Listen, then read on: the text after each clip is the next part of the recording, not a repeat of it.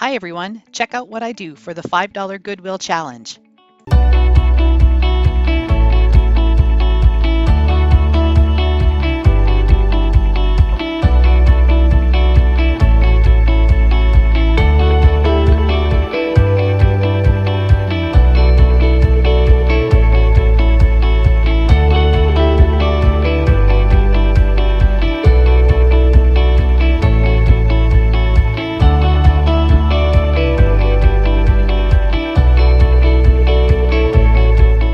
Hi everyone, Sandra here from the Schwoven's Nest. I'm really excited to be participating in the $5 Goodwill Challenge for fall, hosted by Hilary at Old World Home.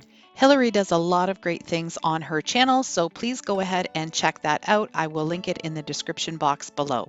Hilary has asked us to create something for fall or Halloween or Thanksgiving for those of us in Canada, and I've chosen these two items. I got them both at Value Village for under $5. I believe the candlestick was $2 and the cloche was $3.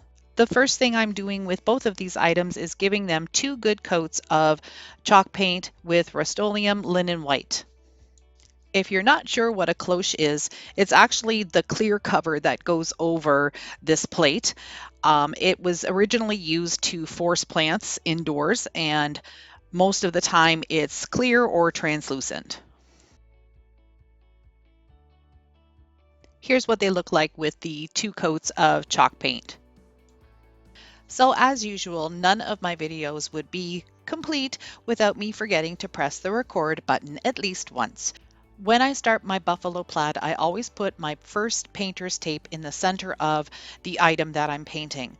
Then I use another piece of painter's tape as a spacer and I move across each side, adding new pieces of tape and continuing to use the spacer all the way across. Since my base layer is white, I used my next lightest color of aged gray Rust-Oleum chalk paint and filled in the spaces in between the painter's tape. Doing a reveal is always the best part. Don't worry if some of your lines are not 100% perfect. You don't want them to be 100% perfect anyway. You might even want to go ahead and sand everything down at the end and give it a more rustic and distressed look.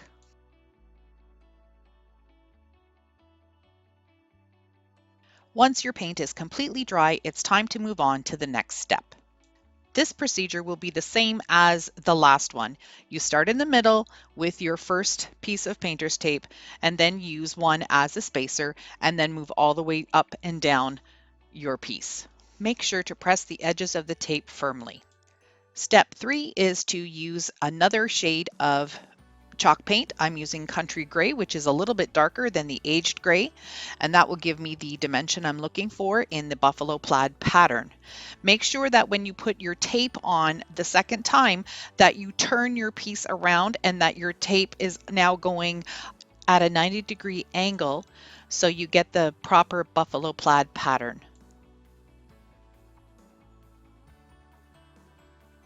The last step for doing buffalo plaid is to turn your piece to the 90-degree angle again, but don't take off the painter's tape this time. You'll need to leave that on so you can get the right effect. Start in the middle again and make sure you use your spacers. For this project, you don't have to use chalk paint. For this last step, I'm using Anita's acrylic paint in the color of charcoal, which will be the darkest shade. Okay, are you ready for the reveal? This is so exciting and it never gets old. I get really excited every time I do buffalo plaid. Here's the final look on this cute little tray. If you're a perfectionist, you might want to go in with your colors and clean up some of those lines. I don't need that. You could also take some sandpaper and rough it up a little bit more and make it a little bit more distressed. So now it's time to work on the pedestal. I'm going to take some of my sandpaper, the sanding block that I picked up from Dollar Tree, and I'm just going to rough up some of the edges and make it look a little bit more distressed. To put these two together as one piece, I just used my hot glue gun, put some glue on the top of the candlestick, turned the wooden bottom upside down, and then placed it as centered as possible onto the candlestick. To decorate the inside, I'm using some Dollar Tree pumpkins and some filler from IKEA, some different gourds and pumpkins from Michael's. So basically an assortment of things that I had hanging around left over from some other projects. And I'm not going to glue any of these down because I want to be able to use this buffalo plaid cloche for Christmas and for other occasions as well. So I'm just going to place these things inside and then cover it with the lid. I really enjoyed doing this Goodwill challenge for fall. I want to thank Hilary for allowing all of us to participate and for hosting the challenge. As I said earlier, I will post her link for her channel in the description box below, along with the playlist link.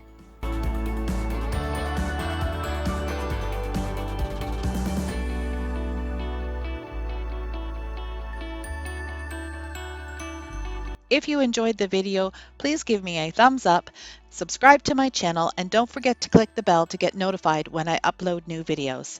If you'd like to purchase some of my creations, please visit my Etsy shop. Thanks for watching.